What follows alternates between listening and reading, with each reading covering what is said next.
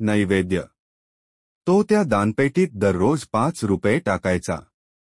त्याच ते नियमित देवळात येणं, देवाला नमस्कार करणं आणि दानपेटीत 5 रुपये टाकणं तिथल्या विश्वस्तांच्या ध्यानात आलं होतं। त्याच्या साध्या कपड्यांवरून व सायकलच्या वापरावरून तो एक निम्नवर्गीय गरीब भक्त आहे हे सहज लक्षात येत होतं। कधी कधी तो आपल्या बायकोला व एका मुलीला सोबत घेऊन यायचा, तेव्हा सुद्धा कापूर, बुक्का, उदबत्तीन घेता 5 रुपये पेटीत टाकायचा। एखाद्या दिवशी नाही आला तर दुसऱ्या दिवशी 10 रुपये पेटीत चुकता पडायचे। त्याच्या या नित्यक्रमात कधी खंड पडल्याचं तिथल्या पुजाऱ्यानं आणि विश्वस्तांनी पाहिलं नव्हतं। त्यामुळं तो आदराचा विषय झालेला होता। अशी 20 वर्ष उलटून गेली। महागाई किंवा उत्पन्नातील वाढ ह्याचा त्यानं आपल्या दानपेटीतील 5 रुपयात कधी बदल केला नाही किंवा वाढ केली नाही।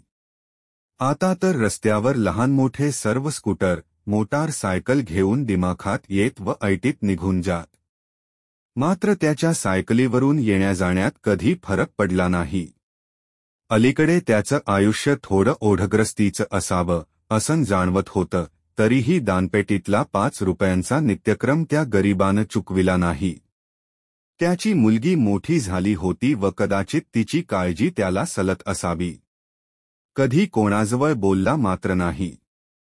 त्याला देवळाच्या ओट्यावर शून्यात नजर लावून बसलेला अनेक वेळा त्या विश्वस्तांनी पाहिले देखील, मात्र हा आपणहून कुणाशी बोलत नसे किंवा आपलं दुखणं सांगत नसे। सध्या तो जास्तच चिंताक्रांत दिसत होता।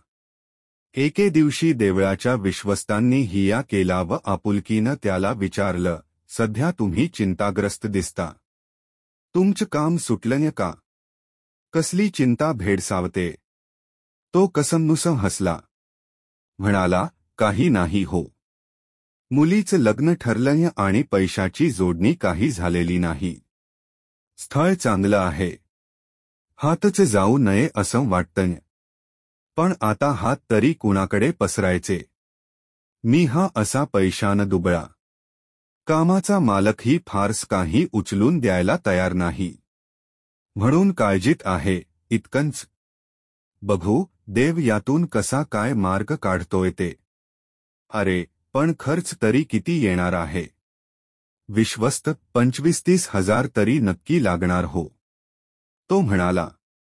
त्या दिवशी काय झालं कुणास ठाऊक, त्या विश्वस्ताच्या डोक्यातून तो विषय काही जाईना। रात्री झोपतानाही त्याचाच विचार। रात्री वरचेवर जाग आल्यामुळं झोप देखील नाही झाली। पहाटे पहाटे त्याला एक स्वप्न पडलं। स्वप्नात 5 रुपयांची नाणी तो मोजत होता। जागा झाला आणि स्वप्न जसंच्या तसं त्याला आठवू लागलं, खाऊ लागलं। त्यानं देवाकडे पाहिलं। तो चोरासारखा बेरकी हस्त असलेला त्याला दिसला। तो पटकन उठला, वही घेतली व हिशोब करू लागला। एकूण वर्षे 20 म्हणजे एकूण दिवस 7300।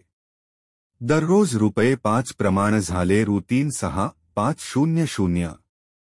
त्याने 36,500 रुपयांची एक थैली तयार केली व शांतपणे झोपी गेला। झोपेत पुन्हा तेच स्वप्न। तो जागा झाला व आठवू लागला। 5 रुपयांची नाणी आपण मोजत होतो हे स्वच्छपणे त्याला आठवत होतं। दानपेटीतले जमा पैसे आपण एफडीत ठेवतो हेही त्याला आठवलं। त्यानं हिशोब केला। सरासरी जमा रुपये 1,825 वर्षाचे अंदाजे व्याज 2,000। 20 वर्षांचे झाले 4,000 म्हणजे सरळ व्याजाने त्या गरिबाच्या दररोजच्या 5 रुपयांचे मुद्दलासह होतात रुपये 7,650 आणि हा चिंताक्रांत आहे 25,000साठी। तो विश्वस्त आता निश्चिंत झाला होता। त्यानं देवाच्या तिजोरीतून 76,500 रुपयांची थैली तयार करून ठेवली। आता त्यास शांत झोप लागली। नेहमीप्रमाणे दुसऱ्या दिवशी तो गरीब देवळात आला। त्यानं देवाला नमस्कार केला। तिथल्या दानपेटीत 5 रुपये टाकले व ओट्यावर जाऊन बसला।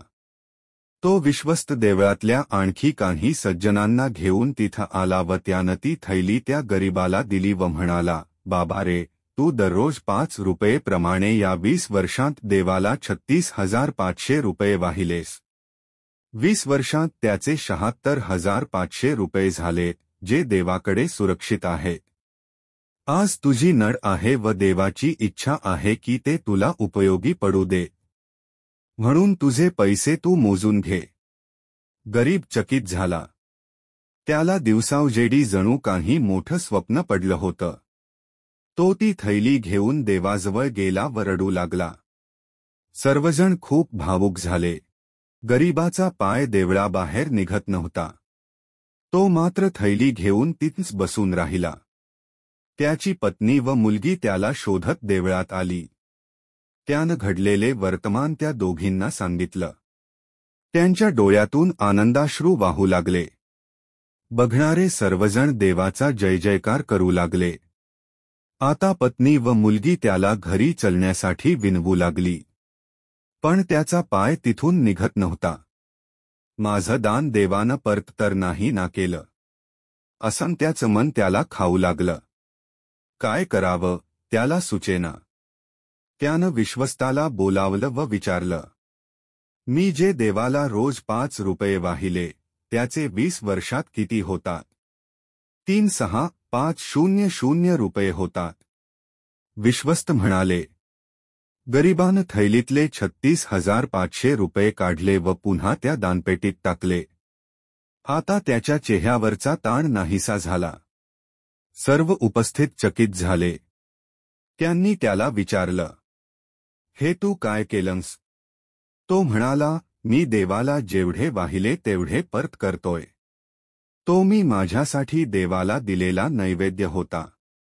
उद्याचा माझा 5 रुपयांचा नैवेद्य आता मी निश्चिंत मनानं देवाला वाहीन. अन्यथा माझ्या येणाऱ्या रात्री मी तळमळत काढल्या असत्या. आता मला शांत झोप लागेल. देवानं दिलेल्या या उरलेल्या पैशात माझ्या मुलीचं लग्न थाटामाटात होईल. आता मी घरी जातो. आणि प्रसन्न चेहऱ्यानं ते कुटुंब घरची वाट चालू लागले. देवाचा प्रसन्न चेहरा मात्र आणखी उजळला होता. थेंबाथेंबानं देवाकडे आपण साठविलेली कोणतीही गोष्ट, मग ते पैसे असोत किंवा देवाचे आशीर्वाद असोत, कालांतरानं अशी महाकाय होत असते व आयुष्यातल्या कठीण वेळा सहज दूर करते. आपण निस्वार्थपणे केलेलं कुठलंही सत्कार्य कधीच वाया जात नाही. केव्हा ना केव्हा आयुष्याच्या कुठल्यातरी टप्प्यावर ते तुम्हाला त्याचं फळ देऊन जातं. माझ्या स्वामी भक्तांनो, अशक्य ही शक्य करतील स्वामी. श्री स्वामी समर्थ.